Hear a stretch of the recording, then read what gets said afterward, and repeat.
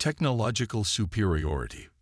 The massive Voltorian warship Eternal Dominion materialized above Earth's atmosphere in a ripple of distorted spacetime, its hull gleaming with a pearlescent shimmer that seemed to bend light in impossible ways.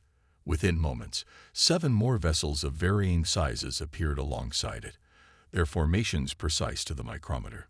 The Voltorian Grand Fleet had arrived. High Admiral Zevek stood on the command deck, his tall, slender form towering over the various crew members who worked at their stations. His skin held the characteristic silver-blue sheen of the Voltorian elite, and the neural interface ports along his elongated skull pulsed with subtle light as he communicated directly with the ship's systems. Preliminary scans of the planet complete, High Admiral, announced First Officer Nelara, her 6-fingered hands dancing across the liquid crystal interface before her. As intelligence suggested, their technological development is primitive at best. Zevek's thin lips curved into what passed for a smile among his kind. Show me their most advanced systems. The view screen before them shifted to display a montage of Earth's technology: satellites, data centers, power grids, and defense systems. Soft laughter rippled through the command deck. They still use silicon-based computing, remarked Chief Science Officer Kelver with undisguised derision. And their network infrastructure relies on physical connections, fiber optics and radio waves. No quantum entanglement communications at all. Their most powerful weapons? Zevek inquired, already knowing the answer would amuse him. Nuclear fission and fusion devices, kinetic projectile systems, rudimentary directed energy weapons, still in experimental stages, Nelara replied, her voice carrying a note of boredom. Nothing that could penetrate even our tertiary defense fields. Zevek nodded, satisfied. As expected, the Galactic Council's concerns were misplaced. These humans pose no threat to expansion efforts in this sector. He gestured fluidly with one hand. Begin standard first contact protocols. Establish communication using their primitive radio frequencies. Let us see how they respond to the realization that they are no longer alone, and no longer at the top of their pitiful food chain. Down on Earth, in a nondescript building within the sprawling campus of the Unified Earth Defense Network headquarters, alarms blared as sensors detected the arrival of the alien vessels. Dr. Ilara Chen looked up from her workstation, her dark eyes reflecting the red warning lights that now pulsed throughout the facility. At 34, she was already legendary in cybersecurity circles, known for her unconventional approaches to digital defense and her uncanny ability to think several steps ahead of any adversary. "We've got company," announced General Marcus Rivera as he strode into the command center. 8 vessels of unknown origin appeared out of nowhere in high orbit. They're big. The largest is approximately 3 kilometers long. Ilara swiveled in her chair, fingers already flying across her custom keyboard. Any hostile actions? Not yet. They appear to be scanning us thoroughly. The general's weathered face betrayed little emotion, but the tension in his shoulders was evident. "We're picking up an incoming transmission on multiple frequencies." "Put it through," Ilara said, recording equipment already active. The main screen flickered, and then the image of High Admiral Zevek appeared, his alien features striking and unsettling in their almost but not quite humanoid appearance. "People of Earth," the alien began, his voice translated through a system that made it sound unnaturally smooth.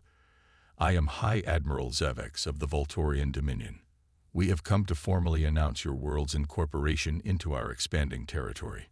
Resistance would be ill-advised and ultimately futile, given the disparity between our technological capabilities." General Rivera stepped forward. "This is General Marcus Rivera of the Unified Earth Defense Network. We are a sovereign planet and have no interest in being incorporated into your dominion. We request that you withdraw from Earth orbit immediately." The alien's expression shifted into something that resembled amusement. "General, I admire your spirit, if not your wisdom. Perhaps a demonstration would help clarify the situation."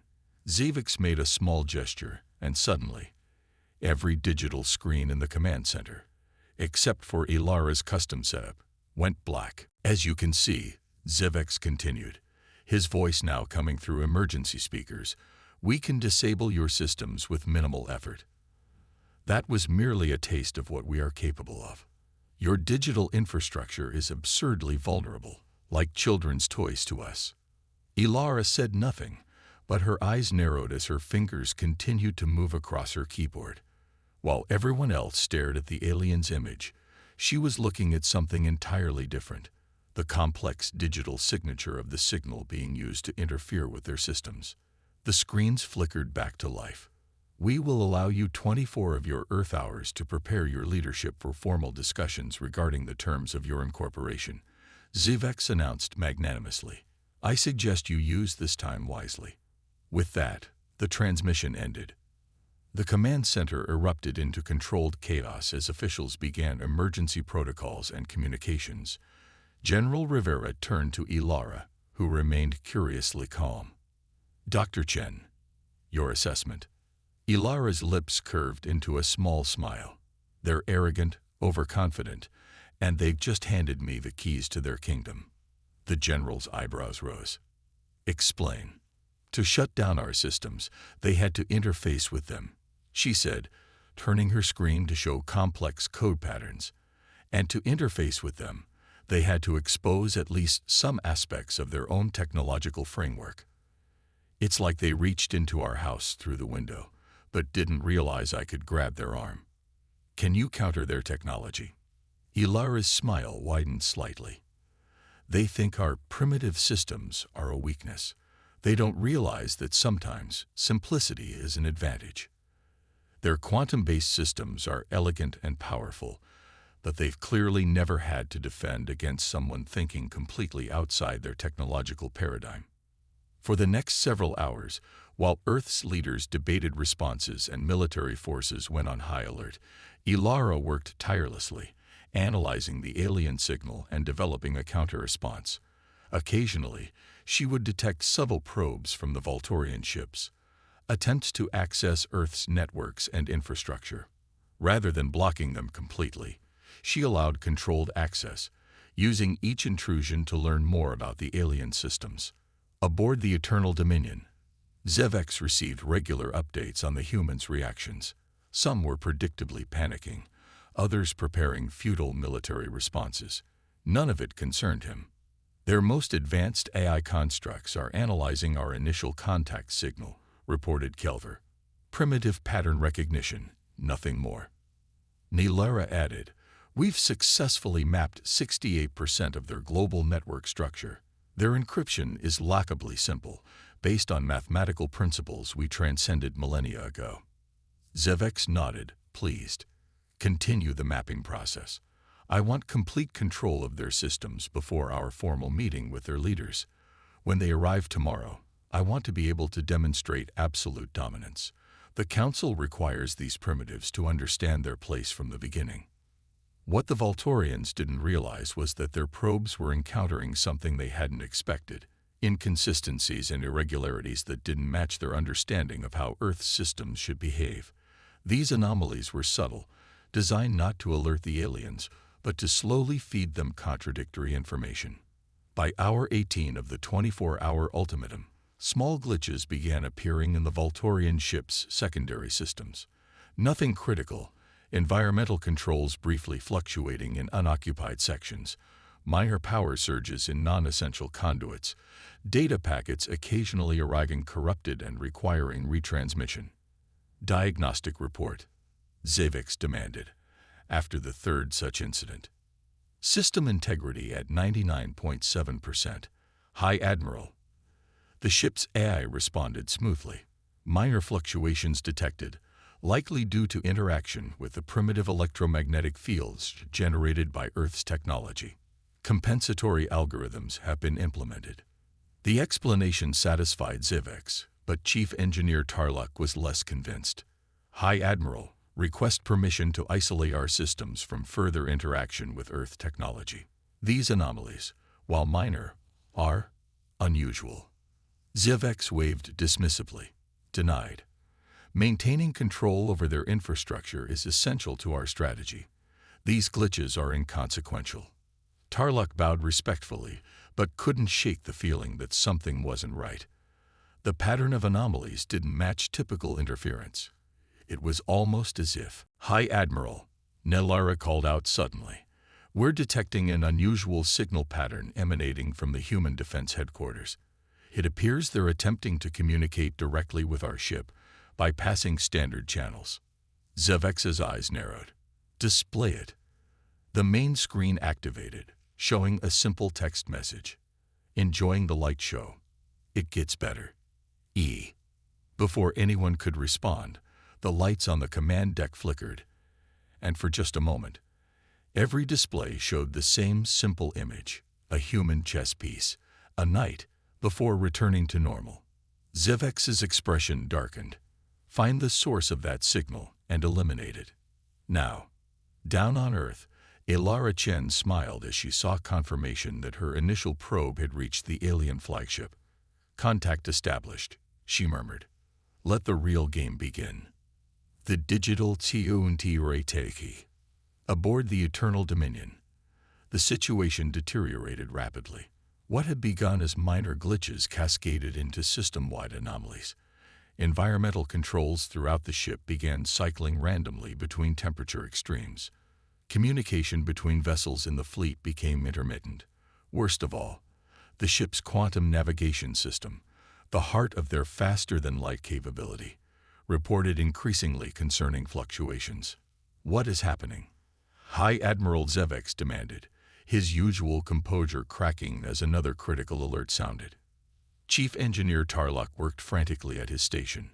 "High Admiral, something is infiltrating our systems, something that shouldn't be possible.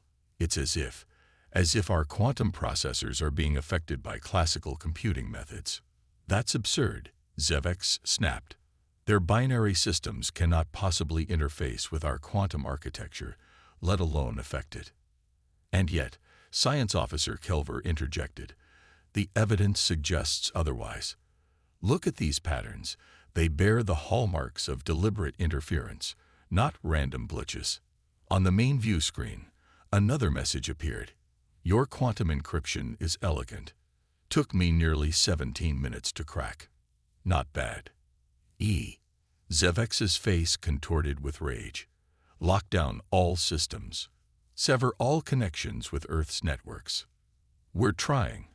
High Admiral, Nelara reported, her usual confidence shaken. "But the infiltration is coming through pathways we cannot identify or block. It's as if our own quantum communication system is being used against us." In the UEDN headquarters, Elara Chen had expanded her workspace to include 6 monitors, each displaying different aspects of her ongoing cyber assault. General Rivera stood behind her, watching with a mixture of awe and apprehension. "What exactly are you doing to them?" he asked. Elara's fingers never stopped moving as she replied. "Their entire system is built on quantum principles, instantaneous communication, superposition, entanglement. Elegant and powerful, but they've become so reliant on its perfection that they've neglected basic security principles." "And you found a weakness?" She nodded. "Several, actually. Their quantum communication relies on precisely calibrated entangled particles.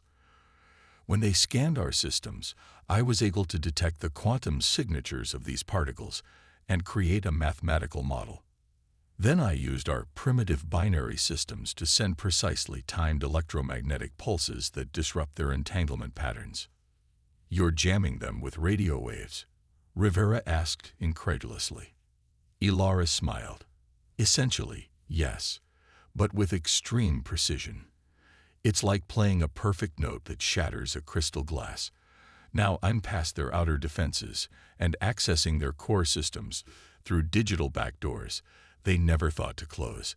Because who would use a key when you have quantum teleportation, right?"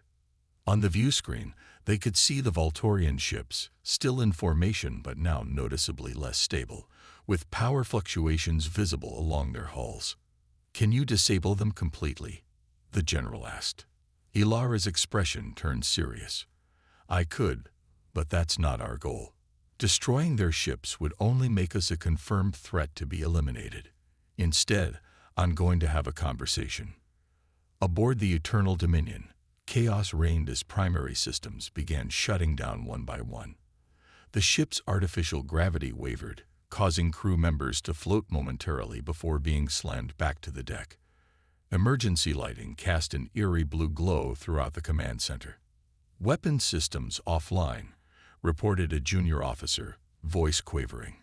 "Defense fields at 30% and falling." "This is impossible," Zevex snarled. "No pre-quantum civilization has ever." The main view screen activated of its own accord, and a human face appeared. A woman with East Asian features, dark intelligent eyes, and an expression of focused determination. "Hi, Admiral Zevex," she said calmly. "I'm Dr. Ilara Chen, Earth's Cybersecurity Defense Director. I believe it's time we had a proper conversation." Zevex straightened, attempting to regain his dignity despite the chaos around him. "You are responsible for these attacks on our vessels." "Not attacks," Ilara corrected. "Demonstrations. You came to our home and threatened us with your supposed technological superiority. I'm simply showing you that technology isn't always about who has the most advanced systems. Sometimes it's about who uses their systems most intelligently." "How?" Kelver blurted out, unable to contain his scientific curiosity despite the situation. "How are you interfering with quantum systems using binary computing?" Ilara's expression softened slightly, the same way David defeated Goliath, by using your strength against you. Your quantum systems are indeed advanced, but they still need to interact with the physical world. That interface, that translation layer between the quantum and the classical, that's your vulnerability. She tapped a few keys, and suddenly the ship's emergency systems reset, restoring normal lighting and stabilizing gravity. "I could shut down your life support," she continued. "I could disable your engines and leave you stranded in orbit. I could even trigger your self-destruct sequences, but that's not who we are." Zevex's face was a mask of conflicting emotions, rage, disbelief, and dawning respect. "What do you want?" "The same thing we wanted before you arrived, to live in peace on our world and determine our own destiny. Earth is not available for incorporation into your dominion or anyone else's." The High Admiral glanced around at his command deck, at systems now functioning only at the human's discretion, and made a decision. "The Voltorian Dominion respects strength," he said carefully. "It appears we underestimated yours." Ilara nodded. "A common mistake. You saw our silicon chips and fiber optics and assumed inferiority. You didn't consider that we might have developed different paths of innovation, or that our apparent technological limitations might hide unexpected strengths." She leaned forward slightly. "We don't need or want conflict with the Voltorian Dominion. But make no mistake, we will defend ourselves if necessary, and as you've now seen, we are more than capable of doing so." For a long moment, Zevex was silent, calculating options and outcomes. Finally, he nodded once, sharply. "I will report to the Galactic Council that Earth is not suitable for incorporation at this time. A formal recognition of your sovereignty will be transmitted before our departure." "Thank you, High Admiral," Ilara replied. "As a gesture of goodwill, I'm transmitting back full control of your systems now." Her fingers danced across her keyboard one final time. "There. You'll find everything restored to normal operation." Confirmations rippled through the command deck as Voltorian crew members verified that their systems were indeed back under their control. "One last thing," Ilara added. "I've left a small gift in your cultural database. Information about human chess. It's a strategic game that teaches an important lesson. Sometimes the most powerful piece on the board can be defeated by a clever pawn." With that, the transmission ended.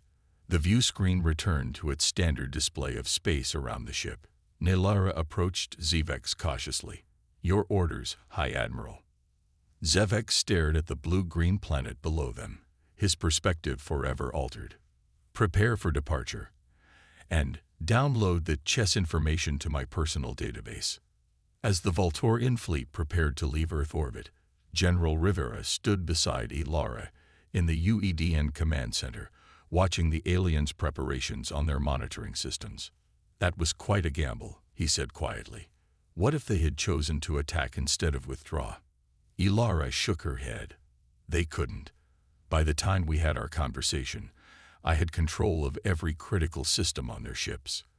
They're logical beings.